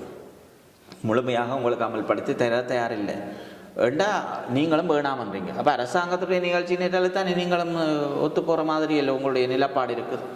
அப்போ இது என்ன இது? அப்போ இவற்றை பார்க்கின்ற பொழுது குழப்பங்களாக இருக்கின்றது. அந்த வகையிலே தமிழ் தேசிய மக்கள் முன்னணியுடைய நடவடிக்கைகள் கடந்த காலங்களிலே ஒரு குழப்பகரமான எல்லோரையும் குழப்பி விடுகின்ற செயல்பாடாக இருக்கின்றது. இந்த 13வது திருத்தச் சட்டம் தொடர்பிலாக தமிழ் கட்சிகள் ஆரம்பத்தில் ஒன்றிணைந்த போது தமிழரசு கட்சி சற்று வெளியே இருந்தது, முதலாவது கூட்டத்துக்கு வரவில்லை. அதன் பின்பதாக அவர்களும் இணைந்து கொண்டார்கள். இது தொடர்பிலான தமிழ் கட்சிகளுடைய கூட்டத்தை டெலோ முன்னெடுத்திருந்தது. அந்த வகையில் இந்த கூட்டங்கள் ஆரம்பித்த போதே இதன் பின்னால் யாரோ இருக்கின்றார்கள் என்கின்ற அந்த விமர்சனமும் தொடர்ச்சியாக வெளிவந்து கொண்டிருந்தது. அண்மையில் நான் நினைக்கின்ற தமிழ் தேசிய கூட்டமைப்புடைய தமிழரசு கட்சியை சேர்ந்த நாடாளுமன்ற உறுப்பினர் ஸ்ரீதரன் அவர்கள் ஒரு ஊடகம் ஒன்றுக்கு கருத்து தெரிவித்த போது குறிப்பிட்டிருந்தார், 13வது இந்த திருத்தம், இந்த 13 என்கின்ற விடயத்தை தமிழரசு கட்சியினுடைய தலைவர் மாவை சேனாதராஜாவாக இருக்கலாம் அல்லது தமிழ் தேசிய கூட்டமைப்புடைய தலைவர் சம்மதனாக இருக்கலாம், இவர்கள் ஆரம்பத்திலிருந்து இதை எதிர்ப்பு தெரிவித்தவர்கள் தான். எனவே அதே போல தான் தமிழரசு கட்சியும் உங்களுடைய ஆரம்ப கூட்டத்தில் இந்த உங்களுடைய குறிப்பிடுவது டெலோனுடைய ஏற்பாட்டு. எனவே இவ்வாறு இருக்கும்போது இவர்கள் மீண்டும் அந்த 6 கட்சி இறுதியாக கையொப்பமிடும்போது தமிழரசு கட்சியும் அதில் ஒன்றாக இணைந்து கொண்டது. ஏதாவது அழுத்தங்கள் அவர்கள் மீது பிரயோகிக்கப்பட்டதா அல்லது வெளி சக்திகள் இந்த விடயத்தில் பங்காற்றுகின்ற பின்னால் இருக்கின்றனவா என்கின்ற ஒரு சந்தேகத்தை அவர் வெளியிட்டிருந்தார். எனவே ஆரம்பத்திலிருந்து இன்று வரை அந்த பேசுபொருளாக இருக்கக்கூடிய இந்த விடயம் குறித்த உங்களுடைய கருத்து என்னவாக இருக்கின்றது? குறிப்பாக வருவது இந்த 1988 இந்த 13வது அரசியலமைப்பு சட்ட திருத்தம் கொண்டு வரப்பட்ட பொழுது அப்பொழுது தமிழரசு கட்சி இருக்கவில்லை, தமிழர் விடுதலை கூட்டணி கட்சி இருந்தது. தலைவர் அமிர்தலிங்கம், முக்கிய தலைவர்கள் சிவசிதம்பரம் ஐயா, யோகேஸ்வரன், சங்கரி என்று பலர் இருந்த சூழ்நிலையில் அவர்களும் அப்பொழுது அதை ஏற்றுக்கொள்ளவில்லை. விடுதலை போராட்ட அமைப்புகள் தனிநாடு கேட்ட அமைப்புகள் என்ன வழிக்கு வந்திருந்தாலும் கூட அது இடைக்கால ஒரு இதாகத்தான் அதை ஏற்றுக்கொண்டது. விடுதலை புலிகள் துப்புரவாக இதை ஏற்றுக்கொள்ளவில்லை. பின்பு வடகிழக்கு மாகாண சபையிலே இபிஆர்எல், இஎன்டிஎல் போன்ற கட்சிகள் பங்கு பெற்றி அதை ஆட்சி செய்தார்கள். மாவை சேனாதிராஜா ஐயாவும் சம்பந்தன் ஐயாவும் ஆரம்பத்தில் இதை ஏற்றுக்கொள்ளவில்லை. பின்பு இந்த கூட்டங்களில் கலந்து கொண்டதும் அதில் கையொப்பமிட்டது எல்லாம் தவறு என்பது போல தமிழரசு கட்சிகளில் இருக்கக்கூடிய கிளிநொச்சி மாவட்ட பாராளுமன்ற உறுப்பினர் ஸ்ரீதரன் அவர்கள் ஆதங்கம் வெளியிட்டிருக்கின்றார். தான் அதை ஏற்றுக்கொள்ளவில்லை என்றும் சொல்லியிருக்கின்றார். தாங்களுடைய நோக்கம் சமஷ்டி, அதாவது 1947 அகில இலங்கை தமிழ் காங்கிரஸிலே ஜிஜி பொன்னம்பலம் தலைமையிலே இருந்து தந்தை செல்வநாயம் ஐயா அவர்கள் அக்கட்சியிலேருந்து வெளியேறி தனியாக தமிழரசு கட்சியை ஆரம்பித்த காலத்திலே இருந்து அவர்கள் அந்த சமஷ்டி கட்சியாகவும் தங்களுடைய அபிலாசைகள் சமஷ்டி அடிப்படையிலான தீர்வை நோக்கியது தான். அந்த இலட்சிய பாதையிலே கொள்கையிலே பயணித்த நாங்கள் 13 ஏற்றுக்கொள்ளக்கூடாது, இதிலே பங்கு பெற்றிருக்கக்கூடாது, கையொப்பமிட்டிருக்கக்கூடாது. இதிலே ஆரம்பத்திலே நீங்கள் குறிப்பிட்டது போல இந்த தமிழரசு கட்சி ஒத்துழையாத்தன்மை, கலந்து கொள்ளாத நிலைமை இருந்த சந்தர்ப்பத்திலே பின்பு அவர்கள் இதற்குள்ளே வருவதற்கு இதனுடைய பின்னணியிலே வேறு யாருடைய அழுத்த பிரயோகங்கள், நிர்பந்தங்கள் இதுவும் இருந்ததா என்று பார்க்கின்ற பொழுது ஆரம்பத்திலே நாங்கள் இதை சமஷ்டி என்றோ அல்லது சுயாட்சி முறைமை என்றோ அல்லது இது எங்களுடைய தீர்வு என்றோ நாங்கள் அதை நகர்த்தி இருக்கவில்லை. இது ஒரு சட்டத்தை முழுமையாக அமல்படுத்த வேண்டும் என்ற கோரிக்கை தான். இதற்காகத்தான் நாங்கள் அவர்களையும் இதுக்குள்ள அழைத்திருந்தோம். வருவதாக சொன்னார்கள், வந்தும் பிறகு வராதது மாதிரியாக எல்லாம் இருந்து இறுதியிலே வந்தார்கள். வருகின்ற பொழுது அவர்கள் பல விடயங்களை கொண்டு வந்தார்கள், அதுக்குள்ளே புகுத்தினார்கள். அது 3 பக்கமாக இருந்தது. அப்புறம் 11 பக்க அறிக்கையாக வார அளவுக்கு இவர்கள் எல்லா பிரச்சனையும் உள்ளடக்கினார்கள். அப்போ இது 13ஐயும் தாண்டி ஒட்டுமொத்த தமிழருடைய அபிலாசைகள், எண்ணங்கள் அல்லது இப்பொழுது நாங்கள் கொண்டிருக்கக்கூடிய விடயங்கள், பிரச்சனைகள் காண தீர்வுகளை கடந்த காலங்களிலே எங்களுக்கு நிகழ்த்தப்பட்டவை அல்லது ஏமாற்றப்பட்டவை, கிழித்தெறியப்பட்டவைகள், செய்யப்பட்ட ஒப்பந்தங்கள் இவற்றையெல்லாம் உள்ளடக்கி தொகுத்து வகுத்து கொண்டு வந்து வருகின்ற பொழுது இந்த கடிதம் மாற்றம் பெறுகின்றது, தோற்றம் பெற்றது. அப்போ அதுதான் இது, அதை நாங்கள் எல்லோருமே ஏற்றுக்கொண்டோம். இதிலே பிறகு உங்களுக்கு தெரியும், முஸ்லீம் காங்கிரஸ் அதை வெளியேறிவிட்டார்கள். மலைய கட்சியும் அதிலே மனோ கணேசன் கட்சி வெளியேறி இருந்தது. இருந்தாலும் வடக்கு கிழக்கை சேர்ந்த தமிழ் தேசியம் சார்ந்த கட்சிகளை நாங்கள் இதை ஒன்றிணைந்து இது ஒரு பொது ஆவணமாக 13ஐயும் உள்ளடக்கி இன்னும் பல விடயங்களையும் உள்ளடக்கி ஒரு பொது ஆவணமாக கையொப்பமிட்டு நாங்கள் அதை வழங்கியிருந்தோம். ஆனால் கட்சி தலைமை ஒரு முடிவெடுக்கின்ற பொழுது, கட்சி தலைமை அதிலே கலந்து கொள்ளுகின்ற பொழுதும், கட்சி தலைமை தீர்மானித்து கூடி பேசி கையொப்பமிடுகின்ற பொழுது இவற்றை கட்சியிலே இருக்கக்கூடிய கீழ்மட்டத்தினர், இன்றைக்கு ஸ்ரீதரன் 2010 தான் இதுக்குள்ளே வந்தார். சம்பந்தனையாவுடைய அரசியல் அனுபவம் என்ன, அவருடைய பாராளுமன்றத்துவத்தினுடைய பின்னணிகள் காலங்களை பார்த்தா 1970 இருந்து மாவே நாகராஜாவும் ஆரம்பத்திலே இலங்கை தமிழரசு கட்சியிலே இளைஞரணி தலைவராகவும் பின்பு எத்தனையோ போராட்ட களங்களை கண்ட ஒரு முதும்பெரும் தலைவராக இருக்கக்கூடிய மாவை சேனராஜா போன்றவர்கள் எல்லாம், சுமந்திரன் பேச்சாளர், இவர்களெல்லாம் வந்து இவற்றை பூர்த்தி செய்து அனுப்பின ஒரு விடயத்தை இவர் கட்சிக்குள்ளே இருந்து கொண்டு அது பிழை, அது தவறு என்று விமர்சிக்கிறது ஒரு கட்சியினுடைய கூட்டு பொறுப்பு, கட்டுப்பாடு அல்லது தீர்மானங்கள், முடிவுகளை இவர் மீறுகிறார் என்றுதான் பார்க்க வேண்டி இருக்கின்றது. அது அவருடைய தனிப்பட்ட கருத்து, அவர் கட்சிகளை நூற சொல்லலாம். ஆனால் இதை பொது வழியிலே பகிரங்கமாக இந்த கையொப்பத்துக்கு எதிராகவும் அவர் சார்ந்த கட்சி தலைவர்களுக்கு எதிரான விமர்சனங்கள் என்பது வந்து ஒரு அரசியல் நாகரிகம் கொண்டதோ பண்போ அல்லது ஒரு ஒரு ஒழுங்குமுறையோ அவை இருந்திட முடியாது. ஆனால் இது ஸ்ரீதரன், அது அவரும் ஒரு மேதாவி மாதிரியும் இந்த சைக்கிள் கட்சி மாதிரியான ஒரு நிலப்பாட்டை தான் எடுத்துருக்கிற மாதிரியும் காட்டிருக்கும். அப்படியான தோற்றப்பாடுகளை கொண்ட கருத்துக்களையும் வெளியிலே சொல்லி வருகின்றார். இது வந்து அது தவறான கண்ணோட்டம், அவருடைய பார்வை. ஆனால் இன்னொன்று, நீங்கள் சொன்னது போல தமிழரசு கட்சி பின்னென்று மீண்டும் இதுக்குள்ளே வருவதற்கு அழுத்த பிரிவுகள் அப்படி அன்று இல்லை. ஆனால் அவர்களுக்கு ஒரு தர்ம சங்கடம் ஒன்று வந்தது. ஏனென்றால் உங்களுக்கு தெரியும், இந்த ஜெனீவா விவகாரத்திலே இந்த 46 தீர்மானம் வருகின்ற பொழுது நாங்கள் ஒரு கடிதத்தை அனுப்புவோம் என்று தமிழ் தேசியம் சார்ந்த கட்சிகள் எல்லாம் கூடி முடிவெடுத்து சுமந்திரன் அவர்களிடம் அந்த விடயத்தை தயாரிப்பதற்காக கொடுக்கப்பட்ட பொழுது அவர் அதை தயாரிக்காமல் காலத்தை நேரத்தை இழுத்தடித்து தாமதித்ததன் எதிரொலியாக பின்பு ஏனைய கட்சிகள் ஒன்றை தயாரித்து அதை வேகமாக அனுப்பிவிட்டார்கள். பின்பு தமிழரசு கட்சி அங்கே தனித்து விடப்பட்டிருந்தது. அப்புறம் சம்பந்தனையா தனியாக ஒன்றை அனுப்பியதாக தகவல். அப்போ அதே நிலைமை இதுக்குள்ளும் வந்துடும். தமிழ் தேசியம் சார்ந்த அதாவது கூட்டமைப்பில் இருக்கக்கூடிய டெலோ புலட் உட்பட இணைய தமிழ் தேசியம் சார்ந்த கட்சிகளும் இப்படியான ஒரு கூட்டு நடவடிக்கை எடுக்கின்ற பொழுது தாங்கள் தனித்து விடப்பட்டு விட்டுருவோமோ அல்லது அந்நியப்பட்டு விட்டுருவோமோ என்ற ஒரு எண்ணப்பாடு தோற்றம் அவர்களுக்குள்ளே இருந்ததன் அடிப்படையிலே அவர்களுக்கு வர வேண்டிய நிர்பந்தங்கள் தானாக ஏற்பட்டது. இந்த நகர்வுகளை பார்க்கின்ற பொழுது அவர்களுக்கு ஒரு சந்தர்ப்பத்திலே அது தானாக உள்ளுக்கு வர வேண்டிய ஒரு நிலைமை வந்ததன் காரணத்தால் தான் அவர்களும் உள்ளே வந்தார்கள். உண்மையிலே இதற்கு பின்னால் இந்தியா டெலோவை கையாளுகின்றதோ அல்லது தமிழரசு கட்சி அழுத்தம் கொடுத்ததோ அப்படி எதுவுமே இல்லை. ஆனால் இந்தியா சில சந்தர்ப்பத்திலே வந்த வெளிவார செயலாளரும் சரி, வெளிவார அமைச்சரும் சரி, நீங்கள் 13வது அரசியலமைப்பு திருத்தத்தை முழுமையாக அமல்படுத்த கோருங்கள், ஒன்றுபடுங்கள், அதையாவது செய்யுங்கள் என்று கூட சொன்னவர்கள். இன்றைக்கு நாங்கள் அதை செய்திருக்கின்றோம். மோடி வருகின்றார், யாழ்ப்பாணத்திலே கலாச்சார மண்டபத்தை திறப்பதற்காக வருகின்ற பொழுது தமிழ் தேசிய கூட்டமைப்பை சந்திக்கும் வாய்ப்பு இருக்கின்றது. தமிழ் தேசிய அனுப்பிய கடிதத்துக்கு மோடி தமிழ் தேசிய கூட்டமைப்புக்கு என்ன பதில் சொல்ல போகின்றார்? ஒட்டுமொத்தமாக இந்த நாங்கள் அவருக்கு கொடுத்த கடிதத்தை கூட்டமைப்பு மட்டுமல்ல வடகிழக்கு தமிழ் மக்களுக்கும் என்ன சொல்ல போகின்றார், இந்த அரசாங்கத்துக்கு என்ன சொல்ல போகின்றார் என்ற விவரங்கள் யாருக்குமே தெரியாது.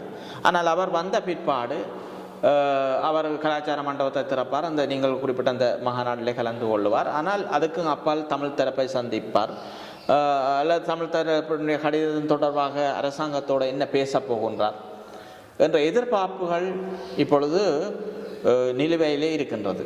எனவே வந்த பிற்பாடுதான் இதனுடைய முன்னேற்றங்களை நாங்கள் கண்டுகொள்ளக்கூடியதாக இருக்கும் பெறுவதே. இன்றைய சங்கின் முழக்கம் நிகழ்ச்சியூடாக நாங்கள் சமகால அரசியல் தொடர்பில் பல்வேறு விடயங்களையும் பார்க்கக்கூடியதாக இருந்தது. குறிப்பாக இன்றைய நிகழ்ச்சியில் எங்களுடைய அழைப்பை ஏற்று வந்து கலந்து கொண்டிருக்கின்றார் முன்னாள் வடமாகாண சபை உறுப்பினர், அதேபோல டெல்வோ கட்சியினுடைய மத்திய குழு உறுப்பினருமான விந்தன் கனகரட்னம் அவர்கள். எனவே அவருக்கு எங்களுடைய நன்றிகளை தெரிவித்துக் கொள்வோம். நன்றி ஐயா. நன்றி வரவுதயன். உண்மையிலே இந்த தமிழ் சங்கு நிகழ்விலே சங்கின் முழக்கம் என்ற இந்த அரங்குக்கு என்னை அழைத்து ஒரு சந்தர்ப்பத்தை தந்திருக்கின்றீர்கள். உண்மையிலே தமிழருக்காக முழங்கக்கூடிய ஒரு குரலாக, ஒரு சங்காக ஒலிக்கக்கூடிய ஒரு ஒலியாக நாங்கள் இதை எதிர்காலத்திலே பார்ப்போம் என்ற சந்தோஷம் எங்களுக்கு இருக்கின்றது. நன்றி, வணக்கம். நிச்சயமாக மீண்டும் மற்றும் ஒரு அரசியல் பிரமுகருடன் மீண்டும் ஒரு சங்கின் முழக்க நிகழ்ச்சியூடாக உங்களை சந்திக்கின்றேன். அதுவரையில் விடைபெறுகின்றேன். வணக்கம்.